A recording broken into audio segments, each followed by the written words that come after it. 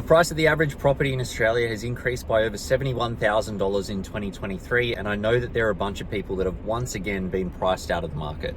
These same people probably could have bought property in 2022 when rates were lower and the property market was on the down, but they were scared of all of the talk of a property crash and the potential for that to cost them a whole bunch of money. A lot of people at that time were scared and were holding tight with what they're doing.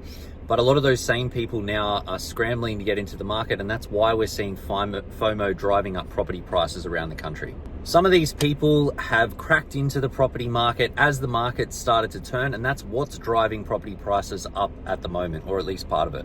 But there is a big lesson here that I think everybody should be learning. It's that when the talk of the crash is high, that is one of the best times to buy. And yes, it's going to be scary. And yes, you're going to have some niggling thoughts in the back of your mind, but it is the ideal time to be looking into the market. You need to avoid the media hype and all the spin that's out there. And you definitely need to avoid your mates talking about being armchair experts around the water cooler.